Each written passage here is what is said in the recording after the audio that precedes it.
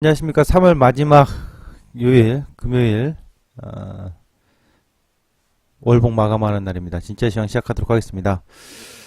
자, 오늘 이슈 브리핑은 세월이 가면, 글쎄요, 이제, 뭐, 얘기 들어보니까 세월호 사건 이후에 세월과, 바다라는 노래는 아예 방송국에서도, 틀지 못하게끔 지침이 있었다고 하는데, 참, 대단합니다. 그렇죠? 자, 오늘 아침 새벽 3시경에 전직 대통령이 구속이 결정이 됐습니다. 몰랐나 보죠? 이렇게 될지. 몰랐으니까 그렇게 했겠죠. 증시도 마찬가지입니다. 모르니까. 앞으로 어떻게 될지 모르니까 늘 우왕좌왕하고 본인의 기준이 없이 휘청휘청 하는 거거든요. 오르면 오른다고 휘청하고 내리면 내린다고 휘청하고 세월이 가면 보일 겁니다. 뻔히 보였던 것처럼 잘못되고 있는 길을 걷고 있었다는 걸 알면서도 아니야 부인하다가 결국은 이 지경까지 왔는데 증시도 마찬가지예요. 세월이 가면 기준에 부합하는 일들이 딱 하고 보일 겁니다. 오늘 이베스트 투자증권에서 아주 재밌는 리서치가 하나 있어서 오늘은 이거를 좀 까보겠습니다. 깐다기보다는 검토해 보겠습니다. 그리고 종목 밸런스, IT 나홀로 행진 보도록 하죠. 이베스트 투자증권에서요, 나온 자료인데, 이게 아주 재미있는 자료가 하나 나왔어요. 제목이 뭐냐면 4월 약세론에 대한 반박 해가지고 아주 뭐 이런 자료를 내놓은 거에 대해서 아주 고맙죠. 안 내놓는 것보다는. 근데 맞고 틀린 것도 세월이 가봐야 합니다. 이 사람의 이 애널리스트의 자료가 맞는지 틀린지 세월이 가야 돼요. 그래서 항상 제가 얘기하지만 기록을 검토하고 기억해둬야 된다고 하지 않습니까? 4월 약세론의 근거로 제시되는 세 가지 내용을 정리해서 그거에 반박하는 논리로 이 자료를 내놨습니다. 애널리스트 성함이 염동찬 씨인데, 네. 뭐 이게 제가 뭐 까고 싶어서 까고 있는 게 아니라 저하고 제가 생각하는 해석하고 같이 좀 비교를 해보려고 합니다. 근거는 세 가지입니다. 1분기 실적 부진 가능성에 대한 약세론을 펼친 사람들에게 반박하는 거고요. 두 번째, 인플레이션 지표 둔화와 시크리컬 업종 약세 가능성, 미국의 기준금리 인상, 이 세 가지 때문에 약세일 것이다 라고 얘기하는 것에 대해서 반박의 자료들을 내놨습니다. 보시면 4분기 실적 예상보다 나쁘지 않은 모습을 보이며 1분기 실적 추정치 하향 조정이 이루어지지 않았다. 1분기 좋다고 하잖아요. 이번 어닝 시즌은 높은 눈높이를 만족시키지는 못할 것이다. 부진 가능성 이렇게 얘기하는 사람들에서. 근데 반박은 뭐냐면 실적 부진 가능성은 존재하지만 2016년 실적 개선을 주가가 모두 반영했다고 하기는 어려운 상황에서 실적 부진은 빠르게 반영할 것이라고 말하기 어렵다. 이게 좀 헷갈릴 거예요. 잘 들으셔야 돼요. 실적 부진 가능성은 존재하지만, 그럼 본인도 인정한다는 거죠. 이 애널리스트. 2016년 실적 개선을, 전년도 실적 개선을 주가가 지금 다 반영하지 않았다. 못 올라왔다. 주가가 더 올라왔어야 되는데 위치가 안 맞는다. 이 얘기를 하는 거죠. 실적 부진은 빠르게 반영할 것이라고 말하기 어렵다. 다시 말하면 전년도에 실적 좋았던 것을 반영을 제대로 못했기 때문에 1분기 실적이 좀 부진하더라도 사실상 실적 부진 쪽에 초점 맞춰서 하락을 빨리 가기보단 전년도 실적에 있어서 어떻게? 먼저 전년도 실적에 반영을 더 하고 있기 때문에 1분기 실적이 좀 부진할지언정 크게 영향은 없다. 이렇게 얘기를 하고 있는 거죠. 그리고 2005년도와 2006년도에도 실적보다 주가가 좀 더 미반영된 부분들이 있었다. 그런 선례가 있기 때문에 실적 부진의 가능성이 있다 하더라도 문제가 안 된다라고 얘기하는 거고요. 두 번째 인플레이션 지표로 얘기했고요. 세 번째 미국의 기준금리를 얘기했는데 미국의 기준금리에서 이 사람의 시각은 현금의 가치라는 관점에서 살펴보면 인플레이션과 시장 금리가 상승하는 구간에는 현금보다는 투자를 실행하는 게 더 나은 선택이다. 기업은 현금 비중을 줄이고 더 금리가 낮을 때 투자를 집행할 수 있으며 쭉 얘기하는데 결국은 이 사람 얘기는 그거예요. 인플레이션 유발 효과. 시장 금리 상승할 때 제가 누누이한테 가르쳐줬던 것 중에 하나가 미국이 시장 금리 인상하는 구간에서는 거품 형성인 자산시장이 상승할 수 있다. 단 그것이 가파르지 않고 등락을 하면서 가는 경우가 있다라고 했잖아요.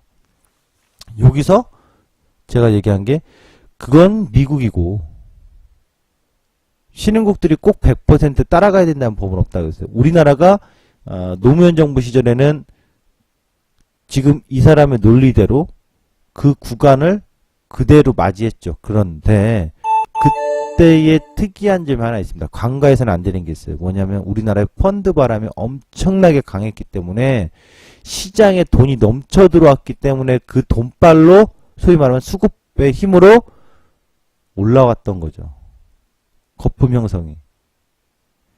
과거에 우리나라는 90년도부터 지금까지 미국이 기준금리 인상하는 시기에 주가 상승이 엄청난 적이 없어요. 딱 한 번만 했어요. 노무현 정부 때만 있다고 했어요. 노무현 정부 때 외에는 없단 말이죠.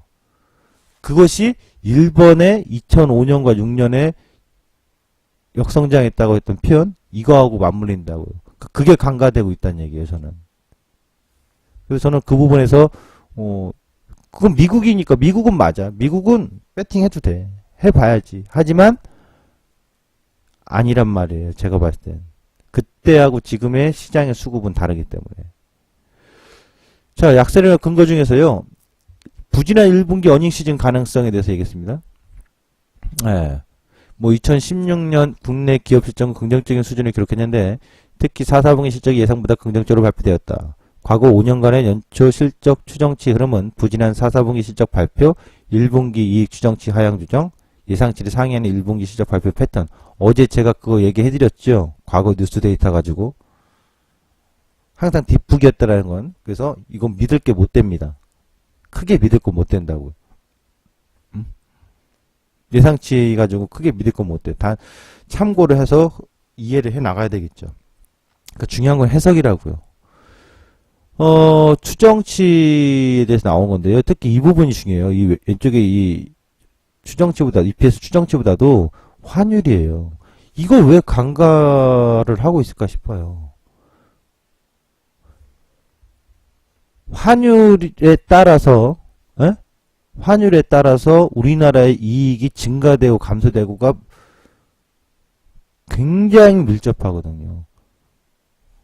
그러니까 환율이 하락, 올라간다 이거예요. 1,200원, 1,300원. 환율이 하락할 때의 이익률과 환율이 원화 강세일 때 이익률.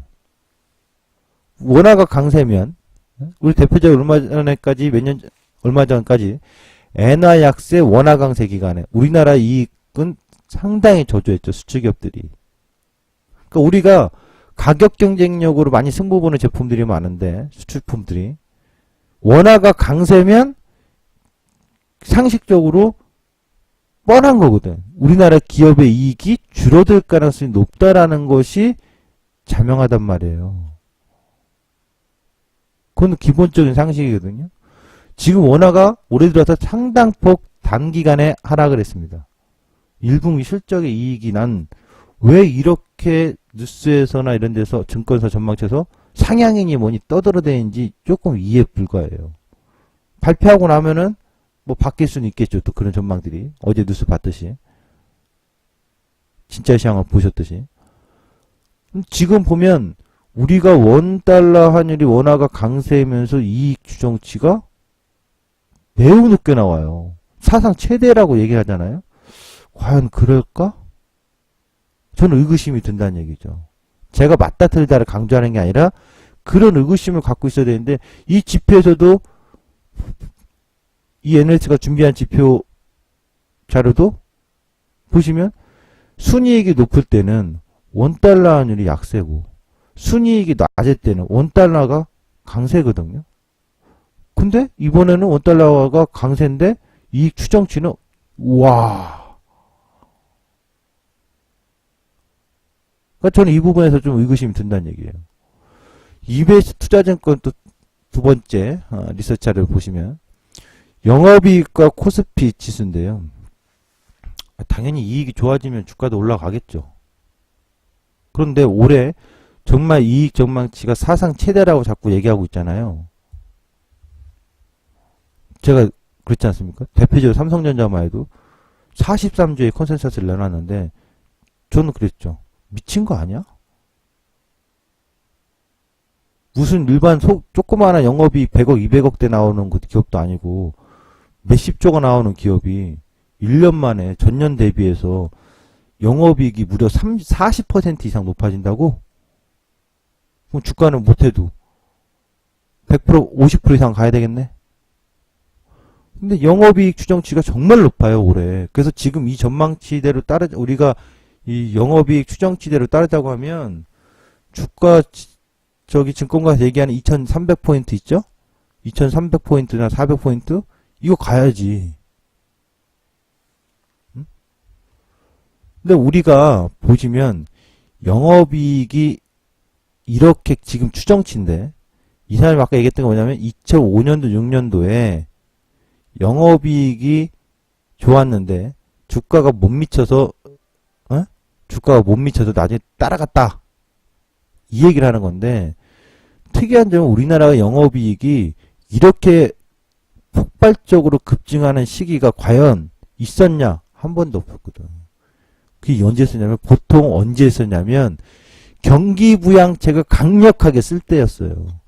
2002년도에 2001년도 2002년도에 미국 기증운이 막 쏠 때 그 이듬해에 폭발적으로 성장한 영업이 09년 010년도에 폭발적으로 성장한 영업이 근데 지금은 경기부양 시절이 아니잖아요. 긴축을 하는 과정이잖아요. 그러니까 나는 이 순이익과 영업이익에 있어서 당연히 이 추정치대로라고 한다면 주가 가야지. 당연한 겁니다. 주가 가는 거예요. 최수창이 완전히 틀리는 거지, 해석이. 그런데 과거에 저렇게까지 가파른 영업이익의 성장을 보여준 적이 있냐 이거예요. 없거든요. 그리고 원달러 환율도 마찬가지예요. 그럼 저렇게 가파른 영업이익이 증가가 되고 순이익이 증가가 된다면 자동차 4바퀴를 표현해드렸잖아요. 제가 전체 사이클 중에서 최소한 2바퀴, 3바퀴 이상은 다 잘 가야 되는 거 아니에요? 여기 보시면 또 ROE 부분을 얘기합니다. 이 ROE 부분의 개선은 개선의 가능성이 있다라는 얘기를 하는 거기 때문에 개선이 안 되면 어쩔게요? 이거 큰 의미가 없다고 봐요, 저는. 중국 통화공급과 소비자 물가지수 얘기합니다.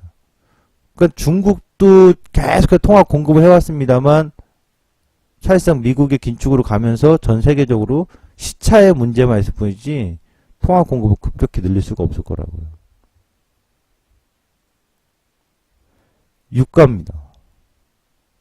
유가가 꺾이는 시점에서 급락을 맞았었죠. 2015년도에. 전 유가가 뭐 급락을 할 거다라는 얘기를 못 하겠는데 폭등을 할 거다라고도 안 보인다고 했어요. 현 수준에서. 이건데 제가 생각하는 것은 정말로 영업이 개선되고 시장이 소비가 확산돼서 살아난다면 얘네들이 살아야 되거든. 소재, 화학, 철강이. 근데 얘네들의 영업이익률이 그렇게 가파른 증가율이 아니에요. 아주 미세하게끔 증가하고 있거든요. 그러니까 시장의 논리에서 영업이익이 개선되고 소비가 저 정도의 영업이익이 오래 개선된다 한다면 자동차 4바퀴가 있다라고 했을 때 IT라는 거, 그 다음에 차하고 배라고 했죠. 그냥 쉽게 수주산업들, 배, 자동차 이제 판매고 IT 세분화시킬 건 없고, 그 다음에 화학, 철강이 있다고 했어요. 그 다음에 수주산업이 좀 있다고 하면 이제 뭐 건설이라든가 뭐 이런 게 있는 거잖아요. 집을 많이 짓던, 빌딩을 짓던, 차를 많이 만들어서 팔던, 배를 만들던, IT, 스마트폰을 만들던, 텔레비전을 만들던, 가전을 만들던, 무엇이든 간에 화학하고 철강을 갖다 쓰지 않는 곳이 어디 있어요. 그리고 아연이라는 것도 제가 얘기했었죠. 비철금속에. 정말로 저 정도의 영업이익이 폭발적으로 증가할 거라고 한다면 올해 우리나라에 이 기업들이 당연히 주가도 좋아하겠지만 얘네보다도 선저적으로 먼저 움직이는 게 얘네라고 반드시 얘기했거든요. 왜? IT가 많이 팔릴지 차가 많이 팔릴지는 정확히 모르더라도 화학은 반드시 갖다 쓰거든. 근데 화학의 영업이익률이 이렇게 안 나와요.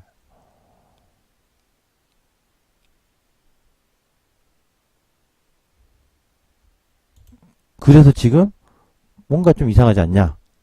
의구심을 갖는 거예요, 저는. 근데 이 사람의 논리는 점진적으로 개선되고 있다. 뭐 이런 얘기를 하고 있는 거예요.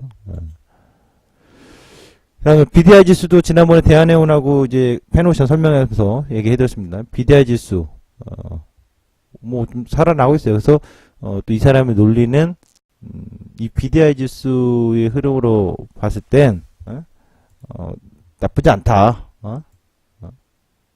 이 얘기를 하는 거거든요. 오히려 이제 BDI 지수가 서서히 회복하면서 최고치 경신까지 못하더라도 BDI 지수의 상승세의 흐름은 결국 좀 호전되고 있기 때문에 긍정의 시각을 볼 수 있다. 이렇게 얘기를 하는 거죠. 그 다음에 미국 기준금리 인상에 대해서 이 사람의 반박 논리는 주택시장이 개선되고 있기 때문에 계속 호조세가 이어질 것이다. 이 얘기를 하는 거예요. 또 한 가지 반박하는 게 이제 그 기업들의 현금 비중 얘기인데요. 현금 비중에 있어서 이것이 이제 투자로 이어질 수 있기 때문에 기업들의 그래서 오히려 현금 비중 완상에서 지금 문제될 게 없다 이렇게 얘기하고 있고요. 가계 입장에서도 인플레이션 시장금리가 상승하는 구간에는 현금을 보유하는 것보다 금융자산을 보유하는 것이 더 나은 선택이 된다. 미국에서는 트럼프 대통령 당선 이후 시장금리가 상승하고 연준이 기준금리 인상했음에도 불구하고 오히려 주택 지표는 개선되는 모습을 보였다. 저는 완전 다른 사람인데 왜? 남들이 다 자살하고 죽으려고 하고 집값 폭락했다고 주가 폭락하고 있다고 막 뭐라고 할 때 그때가 나는 항상 진짜 투자 시기라고 보고요. 지금은 그때 당시에 투자를 해놨던 사람들이 서서히 차익 실현을 하는 관점이죠. 지금은 한 사이클에 구간을 먹는 거지 마디 구간을 봐야 되는 거지 장기 사이클에서 투자 적기라고 볼 수 없어요. 근데 한마디 사이클에서 상승하는 거에 따라서 이제 수익을 내려고 하는 사람들이면 몰라도 전 장기 사이클에서 투자 적기 아니라고 봐요. EBS 투자증권 리서치 자료는 어쨌든 지금 좋은 시기다라고 얘기하는데 저는 글쎄요 싶어요. 좋은 시기인지는. 자, 이 전략은 나와 있는 거기 때문에 이제 밸런스를 좀 보겠습니다. IT의 나홀로 상승. 응? IT 나홀로 상승. 전년도 이제 11월 달 트럼프 당선 이후에 지금 상승 구간을 형성하는 것만 보겠습니다. 이 구간만. 이 구간만.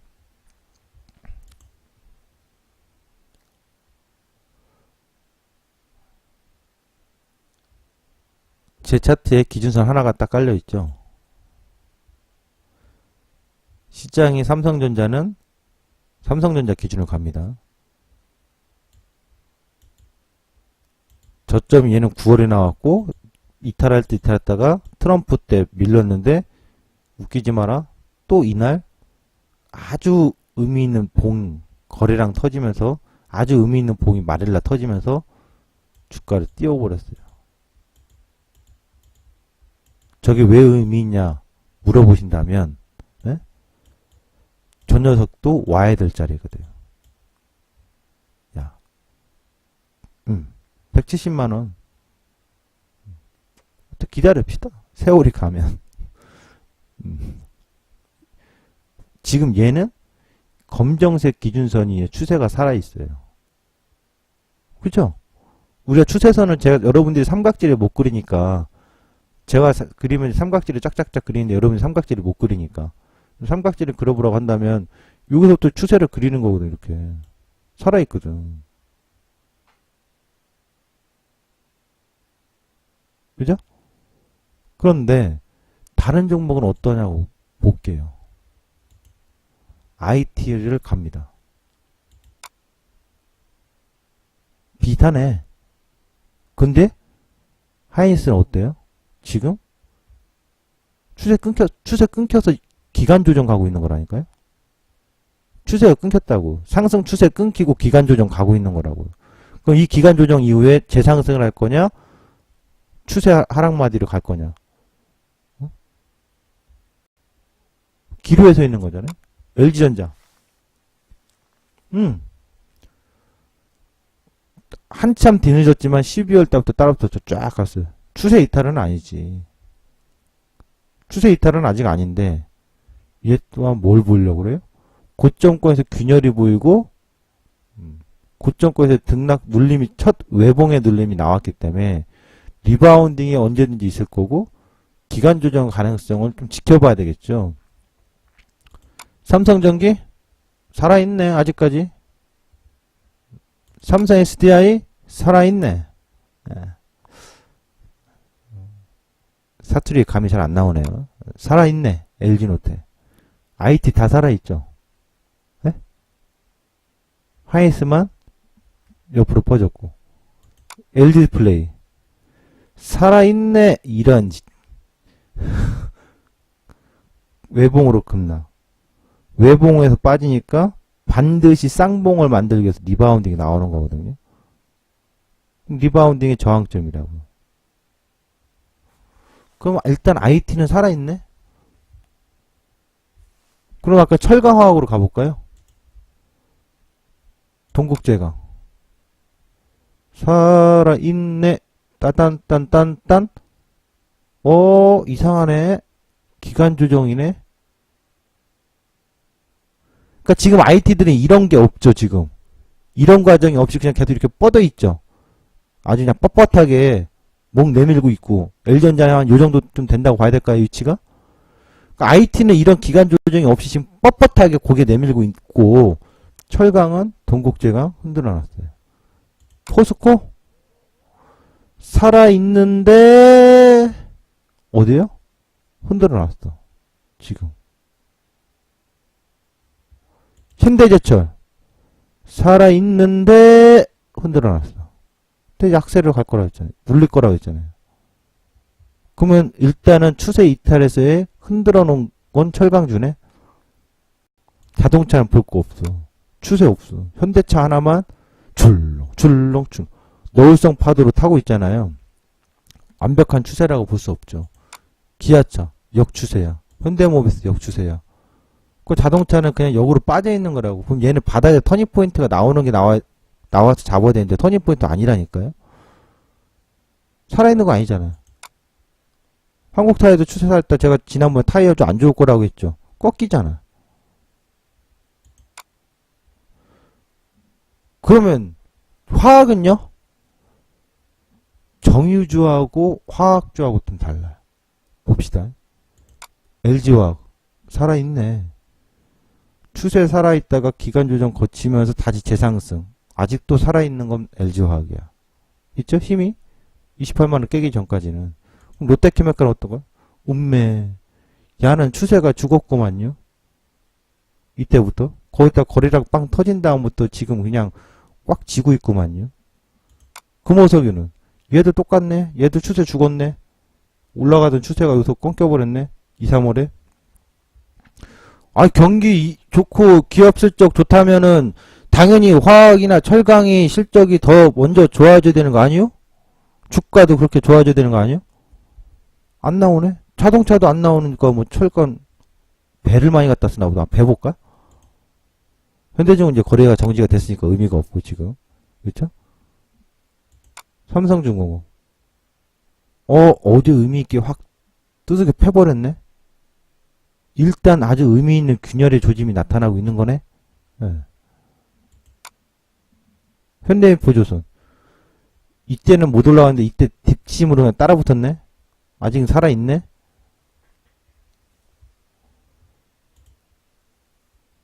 화학주 또 가볼까요? 하나케미칼. 안 되는데? 그럼 정유주 가볼까요? SK이노베이션. 뭐야 이게? 뭐다냐? 박스구만. S오일은 추세요. 좋은 기름 역시 S오일인가 봐요. 그러면 정유주 하나 살아있는 거네. S오일. 네? IT 외에. 그죠? 정유주군이 좀 살아있는 거네, 아직까지. GS도 그렇고. SK이노베이션도 아직 박스긴 하더라도 이탈의 무너짐이 아니니까. 금융은. 얼마 전에 시황이 되겠듯이 은행주들 종목 브리핑에서 되겠지만 눌리네? 일단 눌리고 있네? 눌리네? 눌렸다 다시 반등 나왔다가 이탈됐지, 좀 더 빠졌다가 반등 나왔다가 이렇게 됐지. 어쨌든 균열의 조짐 외봉으로 보이죠. 선조정 받아줬죠.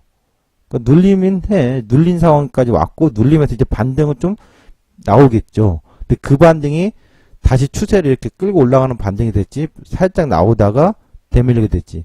그럼 뭐가 있다는 얘기예요? 반등 나와도 눌림이 있을 거고, 밀리면 반등 나왔고, 양방이란 얘기네. 단기간에.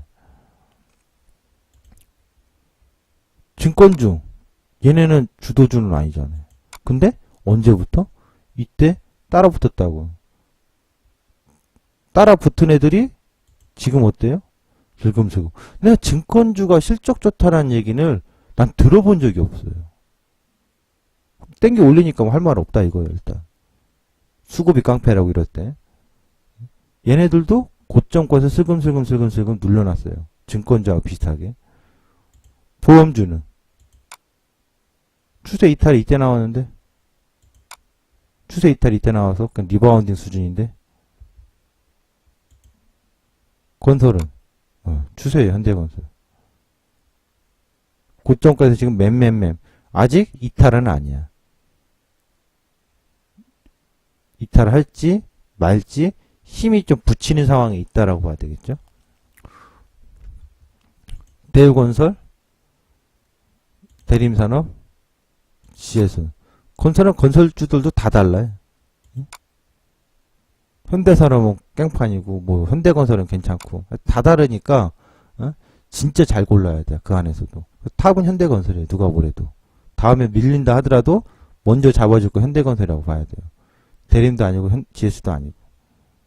그러니까 왜 한 가지 현대건설 잡으면서 건설주인데 왜 한 가지 하는 개인들 잘못된 거야. 공부 안 해서 그래. 해외 수주 없다니까 지금. 원래 없어 현대산업은.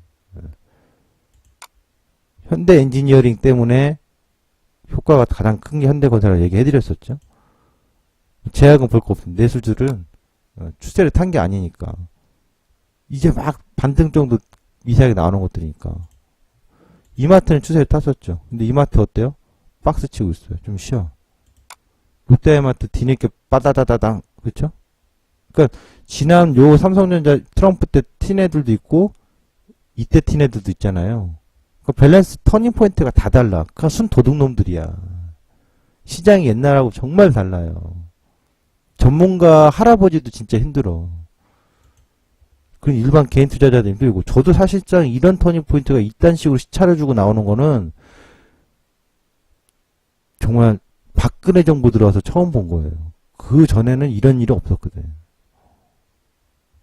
대한항공 전체 추세 탄 거예요? 아니죠. 여기서 또 빠졌던 거 리바운딩이잖아요. 그리고 단기 상승 좀 나오는 거고. 대한통운이나 이런 것 6350 다 무너지고 있고. 통신주는 그러면 여기서는 추세를 탄 게 아니라 박스 치다 여기서 뒷박 누구랑? 아까 보셨다시피 요 구간에서 터닝 한 애들이 좀 나오죠. 몇 개가 있었잖아요. 그랑 비슷하게 또 통신주들이 또 거기서 또 터닝해줘요. 아직은 통신도 살아있고 음식료는 반등이고요. 강원랜드 이런 애들 빠졌다가 이제 슬슬 리바운드. 그럼 여기서 또 이제 강원랜드나 이 카지노는 재미나게 보여요. 아주 재미나게 보여요. 뒷박으로 눌러졌다가 반등 나오기 때문에. 예. 그럼 전체적으로 보면 수출 쪽에서 IT 하나 살아있고 여전히 빳빳하고 그 다음에 철강하고 화학은 슬금슬금 눌러놓고 종목별로 뭐 하나씩은 살아있는 것도 있고 밸런스 자체가 전체가 다 가지 않고 집중되어 있다. 그럼 시장의 주도주가 꺾일 때 시장이 꺾인다고 했잖아요. 그럼 아직은 시간이 있어요. 제가 얘기하는 전략상 어디를 회귀한다는 거 당장에 빨리 보려고 하면 안 돼. 저도 마음을 비우고 천천히 보고 있다고. 왜? 아직 IT가 뻣뻣하니까. 그렇다고 얘를 꼬다리로 쫓아가다니 싫거든. 확인하고 싶지. 이게 지금 필요하다고요. 시장에서. 그래서 여러분들이 쉽게 볼 때 삼각지 그리지 못하면 밸런스 잘 그리지 못하면 이 기준선의 이탈 여부만 잘 주목하고 계시면 돼요. 위에 있는 건 아직까지는 살아있는 거기 때문에 강한 파동이 있지만 이탈을 하면 균열 조짐이 보이는구나. 이런 식으로 시장을 좀 보고 계시면 돼요.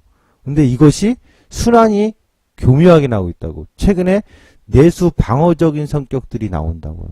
통신주, 예?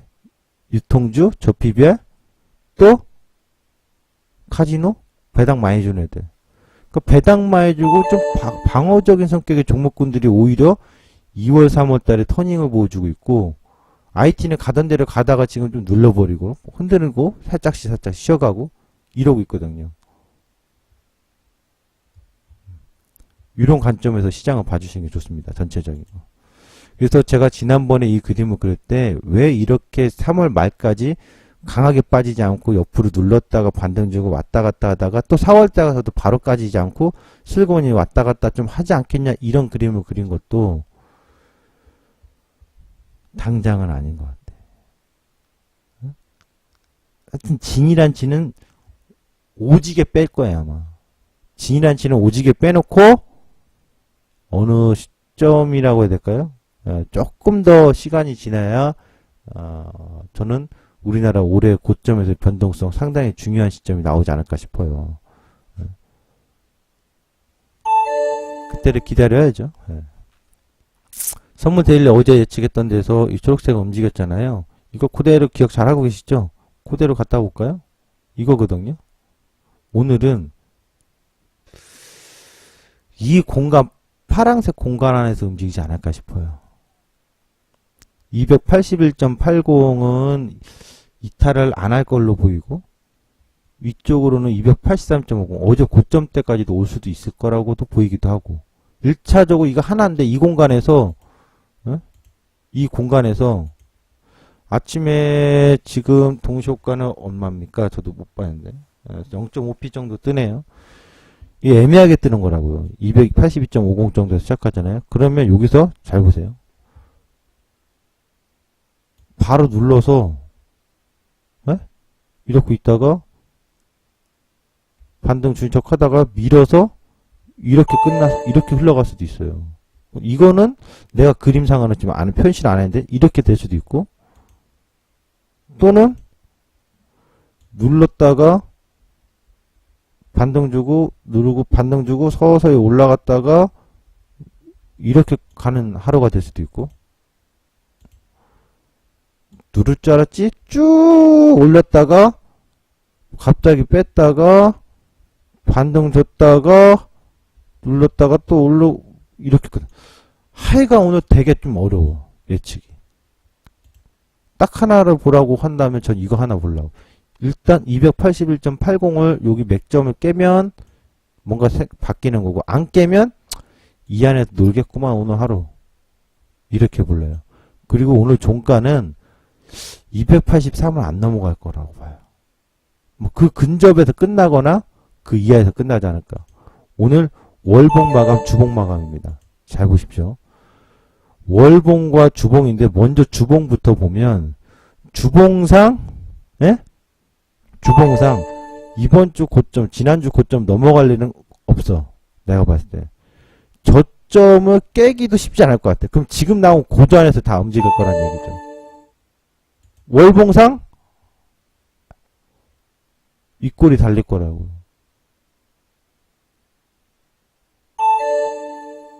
그렇다면 오늘은 시초가가 떠서 시작한다면 또 오늘도 시초가 떠서 시작하면은 음보로 끝날라나? 하여튼 좀 더 봅시다. 오늘도 제가 봤을 땐 매우 강력한 건 아닌 것 같아요. 그래서 예측했던 이 범위 안에서의 오늘 하루를 일단 예상을 해보고 그냥 들어가도록 하겠습니다. 지금까지 진짜 시황이었습니다.